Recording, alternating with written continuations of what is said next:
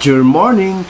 Good morning, Luzon, Visayas, Mindanao at buong mundo.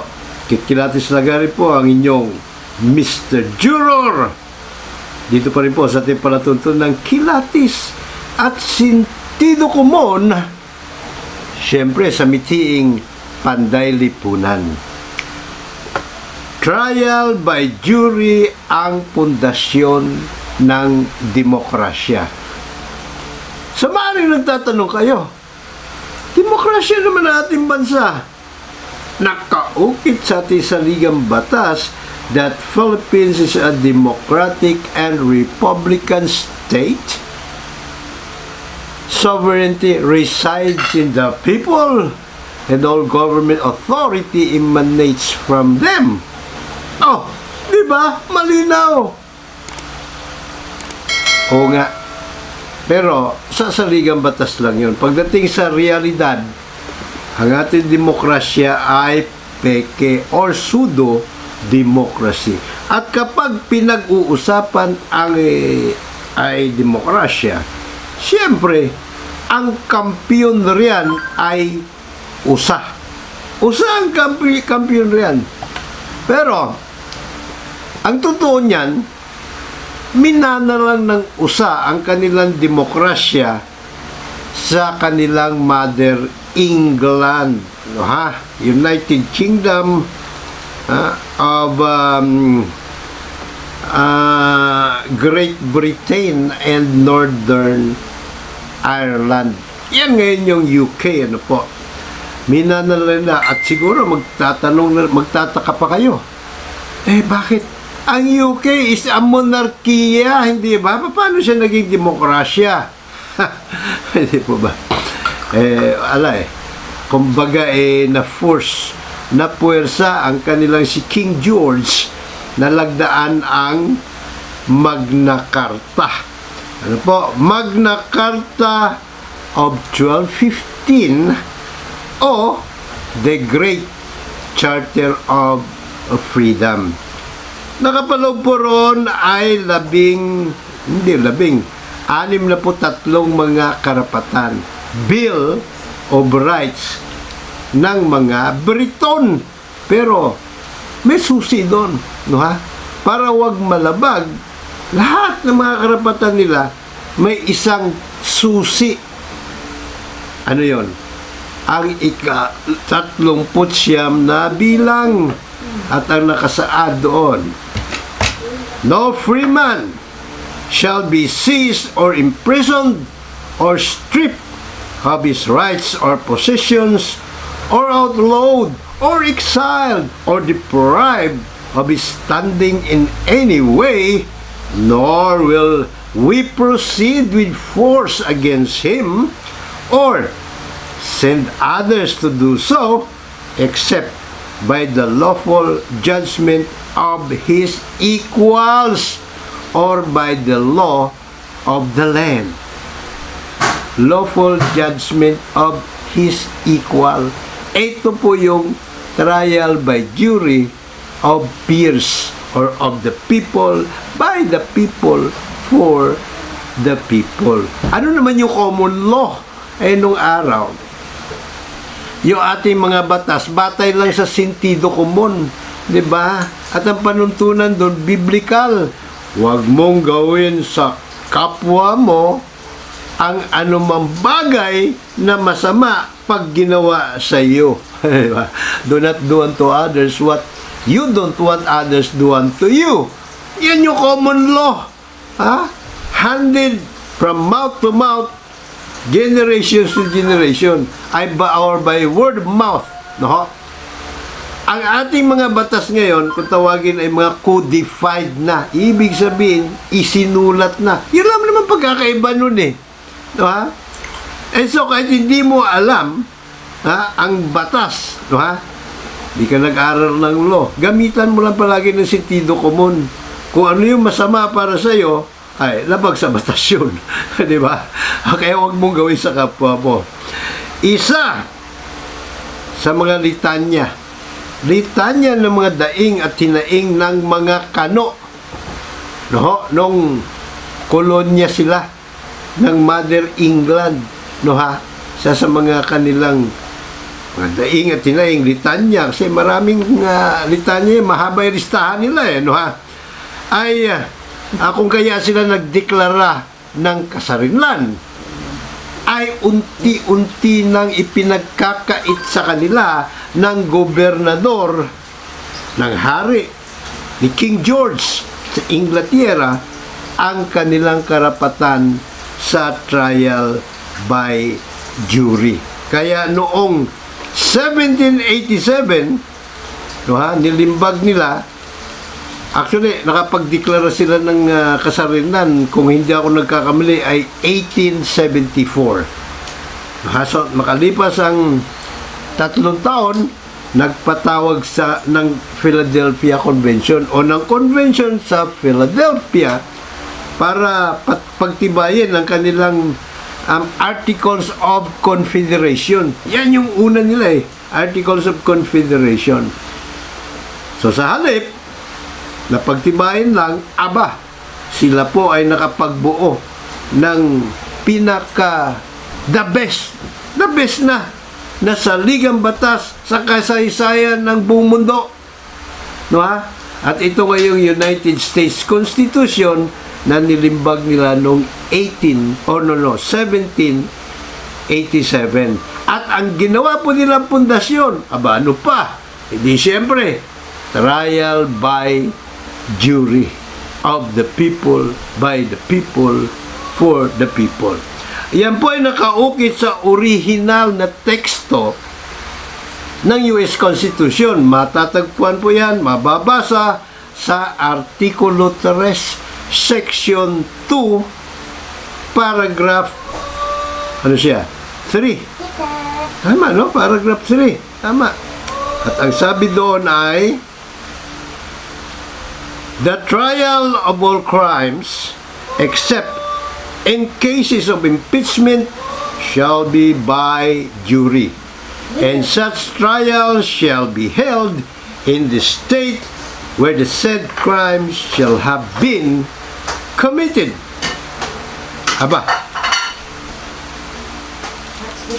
Ngunit, datapwat subalit, marami ang nangamba o may mga pangamba na baka ang mailuklok nilang Pangulo ay utak diktador at kawatan pa.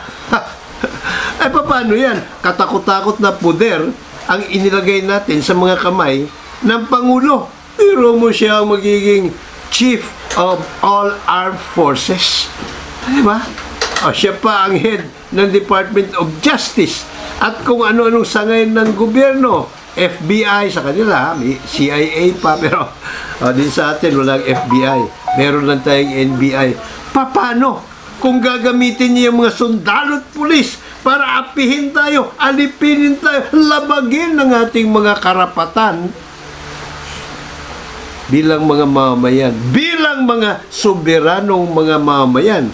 Kasi, di ba, ang kanilang saligang batas, preamble pa lang, maliwanag na, we, the people. Sabi nga, ano ha? We, the people. Ganun din lang sa atin, di ba? We. Alam mo, sa atin, mayroon pang emphasis We, the sovereign Filipino people, sovereign but powerless. So far. Na pinagsusumikapan ng ating team juror, ang maipairal sa bansang trial by jury. At any rate, and so, dahil sa agam-agam nga na yun, nagagamitin o maaari magamit ng isang pangulo na inailuklok nila sa pwesto na utak diktador ang kanyang katakot-takot na kapangyarihan para mapawi yung mga pangamba na yun at mga agam-agam agad na nilimbag ni James Madison. Ito isa sa mga founding father, at tinaguriang the father of the Constitution, sapagkat halos yung mga amendments, una niyang ginawa, 11 sa 11, 12 ang naratipikahan Out of 12 ratified amendments, 10 doon ay patungkol sa Bill of Rights. Ito yung mga susog, no? US amendments to the US Constitution or amenda. At 3 doon sa 10 na ukol o patungkol sa Bill of Rights ay lalong pinatatag, lalong ginawang solid, matibay na matibay. Hindi kayang baliwalain o balikwasin o babuyin ng kahit sinong pangulo, sinong ungas na pangulo ng kanilang bansa. Ano yon? Ito yung amendment number 5. Basa.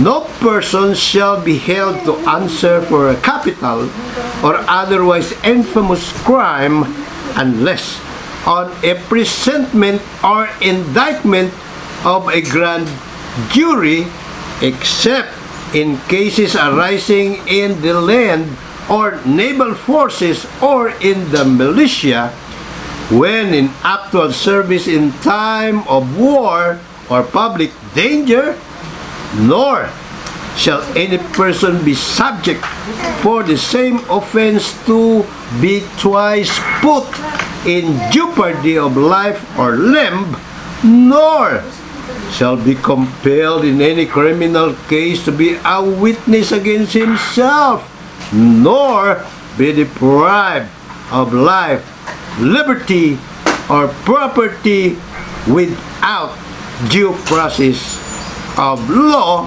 nor shall private property be taken for public use without just compensation. Isa pang amendment. Amendment number 6. Basa. In all criminal prosecutions, the accused shall enjoy the right to a speedy and public trial by an impartial jury of the state and district wherein the crime shall have been committed, which district shall have been previously ascertained by law, and to be informed of the nature and cause of the accusation, informed of the nature and to be confronted with the witnesses against him, to have compulsory process for obtaining witnesses in his favor, and to have the assistance of counsel for his defense. Our amendment number 7, Basa. A suit at common law where the value in controversy shall exceed $20, the right of trial by jury shall be preserved, and no fact tried by a jury shall be otherwise re-examined in any court of the United States than according to the rules of common law. And so, dahil dito sa mga amendments na iminungkahi, proposed by James Madison at siyempre ratified by the convention, by the delegates, lahat ng mga kolonya ay pumirma na. Napawi na yung kanilang mga agam-agam. At siyempre, hindi naman din sila ibig sabihin estranghero pagdating sa usapin ng trial by jury, sapagkat matagal ng panahon na ito ay kanilang na-experience. Bago pa sila tumungo ng Amerika, galing sa England at kung saan-saan lupalop ng mundo. Lalo na yung mga galing sa England, sanay na sila sa trial by jury. Alam nila na mapoprotektahan talaga ang bawat isa, no? Mapoprotektahan nila ang isa't isa in accordance with what the Lord mandated us to do, to be our brother's bookkeeper. Hindi po ba?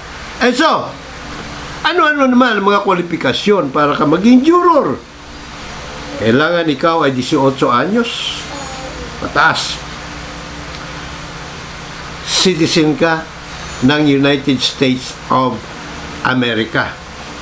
Ganun lang kasimple. Walang sinabi kailan mayaman ka, walang sinabi kailan matayo ka yung pinag-aralan, walang sinabi na ikaw ay abogado, doktor, inhinyero, bla bla bla. Wala. Okay? Basta't ikaw ay 18 anyos at American citizen. Siyempre, may mga disqualification. Halimbawa, ikaw ay nakakulong na, di ba? Alam nga naman magiging juror ka, nakakulong ka. Di ba? Ikaw ay may sakit sa pag-iisip. Kasi sinasala din yung mga juror eh. No, pero yun lang ang disqualification mo. Hindi po pwedeng dahil sa ikaw ay maitim, balat mo. Hindi, wala. So, ang tanong pa, permanente trabaho ba pagiging juror? Hindi po. Isang beses lang actually, sa isang taon po pwede kang mag-serve for jury duty. Halimbawa, lumabas yung pangalan mo sa raffle kasi random ang selection, nira-raffle. Lahat ng 18 anyos pataas sa isang distrito o sa isang state kung saan nangyari yung krimen. No, maliban na lang, halimbawa, pagka yung krimen ay ang na-violate ay federal law. So, pag federal law na-violate, nationwide na yung juror na pwedeng paupuin doon. Or, halimbawa, sa isang lugar kung saan nangyari ang krimen, medyo magulo, o kaya ma-influensya masyado yung akusado, pwede dalhin sa ibang lugar yung paglilitis. Anyway, and so, pag lumabas ang pangalan mo sa taong ito, at ikaw nga ay na-impanel as juror, hindi ka na po pwede ka nang mag-excuse the next time around, within a year, pag lumabas ulit ang pangalan mo sa raffle for jury duty. Ipinakikilala ba ang pagkatao, katauhan ng mga juror? Hindi po. Itinatago yon sapagkat yun ang kanilang proteksyon. Pero pagkatapos ng paglilitis, mayroon certain period of time na ilalabas na yung kanilang pagkakakilanlan. Kasi baka mag-iisip ang iba baka naman yung mga juror na yan luto o bla bla bla, di ba? Nasisindikato ba o namamanipula ang desisyon ng mga juror? Yan ang matindi dahil hindi dadaan sa karayom na walang butas ang sino mang magtatangka na sisindikatuhin o manipulahin ang desisyon ng juror. Hindi. Yan ang malaking pagkakaiba ng trial by jury sa trial by judge. Bakit ka mo? Paano ba namamanipulat na si sindikato ang desisyon ng judge dito sa atin? Siyempre, una, suhul. Susuhulan mo siya. Ang suhul naman, iba-ibang forma yon, Merong suhol na pera. Meron din suhol na posisyon. Kung judge ka, gagawin kang justice sa Court of Appeal, sa Sandigan Bayan, sa Supreme Court, kung saan, isa ding uri ng panunuhol yon. Pwedeng pareho. May pera ka na, may posisyon ka pa. I-convict mo lang si ganito. Pwede po ba? Isa pa, banta. Yan din ang uri ng paninindikato at pagmamanipula ng desisyon ng korte sa trial by judge na hindi ubra sa trial by jury. Mamaya, malalaman natin kung bakit. Ano yung mga banta? Pwede ka itukhang. Tukhang ba o tukbang? Whatever. Pwede ka iupan ng riding in tandem. Para ka iligpit. Iligpit ikaw o iligpit ang pamilya mo. Diba? Yan yung banta, sa tukhang. Ano pa? Sibakation. Sisibakin ka sa iyong pwesto. Gagawan ka ng kwento kung ano-ano istorya. Para ka masibak. Ngayon, pag nasiba ka, pwede ka ba maghabol kung ikaw judge? Pwede ka maghabol sa saan? Sa tambol mayor, pwede ka maghabol. Pero hindi ka makakuha ng hustisya sa trial by palakasan. Maliban na lang kung magkambyo ang administrasyon at malakas ka ngayon doon sa administrasyon na yon. Meron kang lalagyan ng iyong kalaban, ikaw ay pakakawalan kahit nakakulong ka na, kahit na nahusgahan ka na with finality. Diba?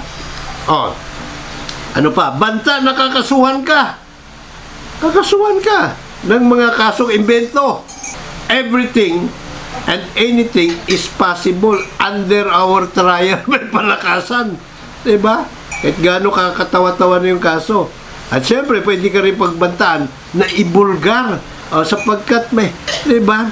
Alam na alam nung nakaupo sa pwesto kung ano yung mga sikreto mo o anong mga pangungurakot na ginawa mo sa nung mga nakaraang bla bla bla. At kung halimbawa ikaw ay merong kabit, kireda, pwede ka na ibulgar. May mga anak ka sa laba. Ang dami nila pwedeng gawin sa iyo. And so, etong mga ganitong sitwasyon ay hindi uubra sa trial by jury. Bakit? Sa trial by jury, kapag may kumausap sa juror, halimbawa, nasa trial ka na. Yung mga trial juror, 12 yon, So, kailangan mo silang kausapin isa-isa. 4 na araw lang, tapos ang kaso. Paano mo magagawa yun? Ayun lang tukuyin ng kanilang mga pagkatao kung saan sila na hirap ka na nga gawin yun diba? At pagka nagtagumpay ka na may makausap kang juror, ang juror may obligasyon na magsumbong sa judge. Kamukha nung nangyari sa isang bata ni Donald Trump.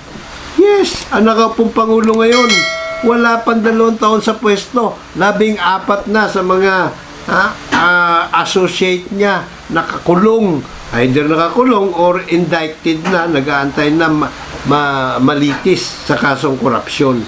Yung isa niyang bata na indicted, nakapag-bail, nakapagpiyansa, pinayagan ng korte magpiyansa. Pero pag nakapiyansa ka, meron kang ano ba tawag nun, yung parang locator, kahit saan ka magpunta, alam kung saan ka pupunta. Diba? Na-detect electronic device yung nilalagay sa iyong paa, sa ankle. Anyway, so pumunta siya doon sa isang witness, kinausap niya yung witness. Kumbaga, gusto niyang utuin para bumaliktad. Yung witness nagsumbong sa judge. At binawi ng judge yung karapatan binibigay sa kanya na makapagpiyansa. Nasa kulungan siya ulit. Balik kulungan siya. Ganun katindi, merong obligasyon ang juror na isumbong sa judge sapagkat pag hindi niya ginawa yun, siya naman ang matatrial by jury.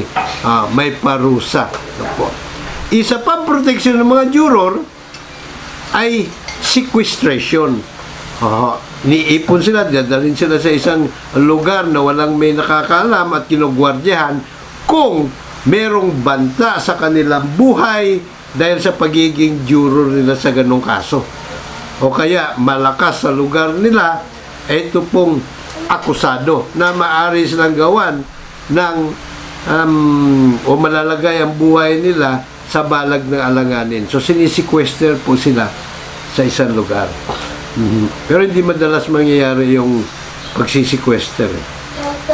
So, alam na ninyo, mga kasoberano, kung paano napapaikutan ang ating soberenya. Di po ba? Kung paano tayo napagnanakawan at hindi natin sila napapanagot sapagkat kontrolando ng mga kawatan ang mga hukuman. So, isa lang solusyon para matuldukan ng korupsyon. Ipairal sa bansa ang jury justice system.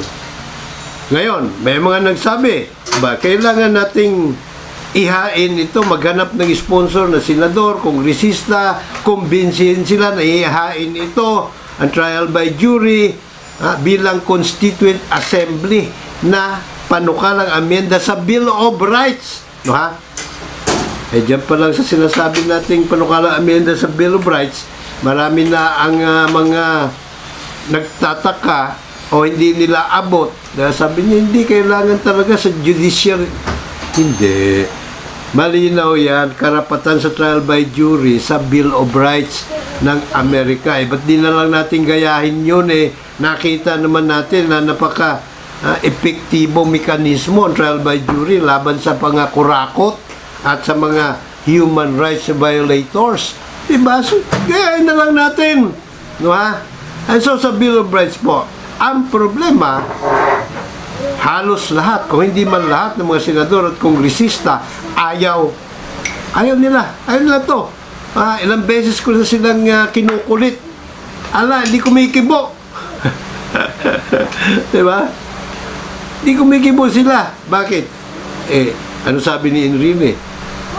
Maganda yung trial by jury, pero pagka yan ay umiral sa ating bansa, nako, po ang mga kulungan, mapupuno ng mga politiko. Di pa ba? Tama. Tama talaga.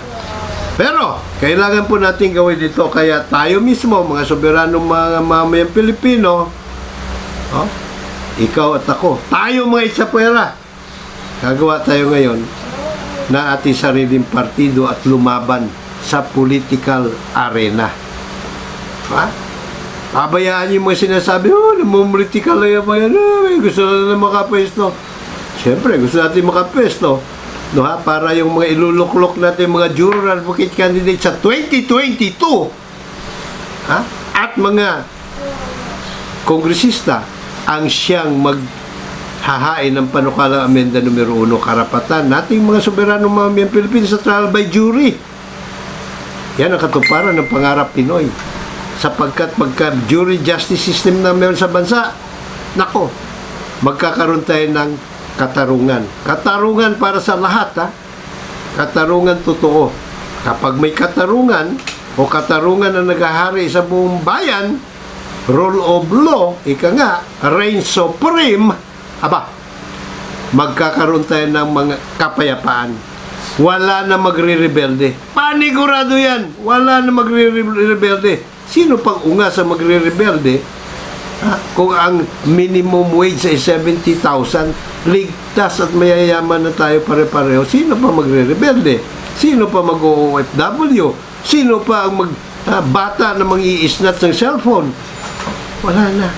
Wala na nga. Wala. At syempre, kung merong kapayapaan, kasunod na niya ang bit-bit na biyaya. Kaunlaran. At yan naman talaga din, ang tunay na dahilan kung bakit tayo nagtatag ng demokratikong gobyerno. Saan makikita? Sa preamble ng ating saligang batas. Mababasa. We, the sovereign Filipino people, imploring the aid of Almighty God in order to build a just and humane society and establish a government that shall embody our ideals and aspirations, promote the common good, conserve and develop our patrimony, and secure to ourselves and our posterity the blessings of independence and democracy under the rule of law and a regime of truth, justice, freedom, love, equality, and peace, do ordain and promulgate this Constitution.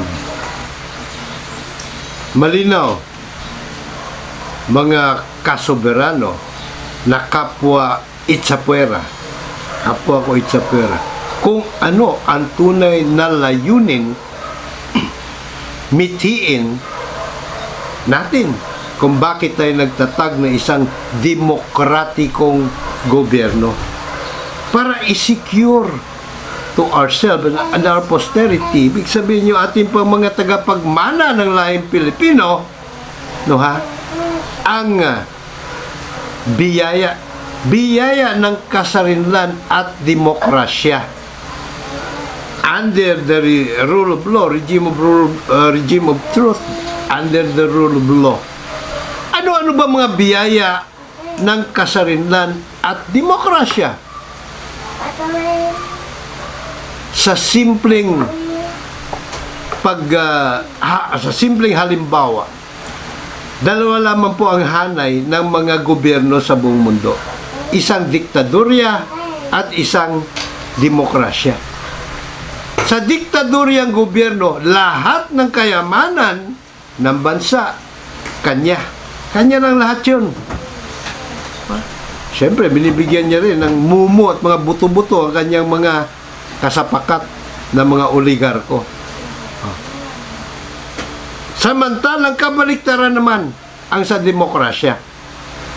Sa demokrasya, lahat tayo pantay-pantay na mga hari. Lahat. Kaya mga hari tayo lahat. Dahil sovereignty resides in the people sa demokrasya, so nararapat lamang na ang biyaya ng Panginoon, like yung lupain, pantay-pantay natin yung paghahati-hatian. Yung mga likas na kayamanan, ginto, deuterium, nickels, ore, at kung ano-ano pa. May platinum pa. Di ba? Pantay-pantay po nating paghahati-hatian yan. Pero bakit iilan lang ang nakikinabang? Lalo na yung lahat naman yun lalo na yung mga lupain, no ha? Iilan lang na mga mangangamkam katulad ng ginagawa dyan sa Antipolo at sa Palawan at ibang bahagi pa sa lahat, halos sa buong bansa. Talamak yung pangangamkam na lupain. May batas naman. Bakit sila nagtatagumpay? Yan ang bottom line, mga kasoberano. Yan ang missing link para gumana ng gusto ating demokrasya. Karapatan nating mga mamamayan sa trial by jury. Kaya tara na sa hashtag Justice for All Coalition sa pangunguna ng Partido Soberano Pilipino. Nariyan din ang Liga ng mga Broadcasters sa Pilipinas, na andyan din ang Philippine Trial Lawyers Association, ang 5 Pillars of Justice Association. Nariyan din ang Kasanggamo para sa tunay na pagbabago. Nariyan ang Maharlika People's Party at ang Partido ng mga manggagawa at magsasaka. So magsama-sama tayo rito, mga kaitsapwera. Interest natin ang ating isulong dito. Huwag na interest na ilang politiko ng mga kawatang bantay sa lakay. Hanggang sa muli, ako pa rin po inyo lagi nakandang maglingkod, kitkilatis na gari po lamang, Mr. Juror. God bless us all. God bless Philippines. Gusto ko, juror ka.